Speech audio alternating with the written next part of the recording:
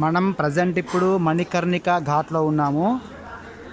వరుసగా చూసుకుంటే మనకొక 50 శవాలు చూడండి. వరుసగా 1 2 3 4 5 6 7 8 9 10 11 ఇలా వరుసగా ఇలా పేర్చి ఉంటాయి. కింది బ్యాచ్ వేరు, మళ్ళీ పై బ్యాచ్ వేరు.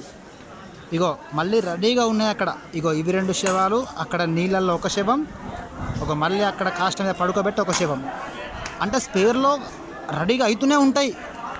ఒకటి పడుకోబెట్టారంటే ఇంకోటి సిద్ధంగా ఉంటుంది. ఒకటి చూడండి, స్నానం చేస్తున్నారు, ఇక్కడ ఆల్రెడీ పడుకోబెట్టి ఉంచారు. ఇక మళ్ళీ 2 రెడీగా ఉన్నాయి.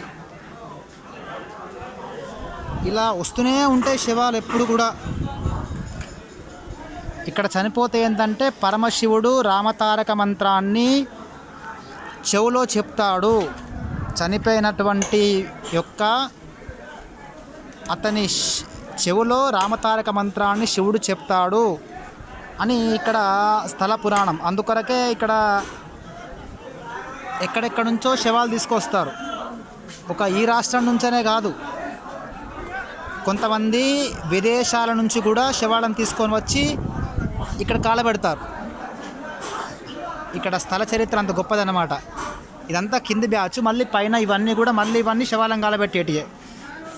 ఇక ఇవన్నీ మళ్ళీ శవాలు, పైన బ్యాచ్ వేరు, కింది బ్యాచ్ వేరు.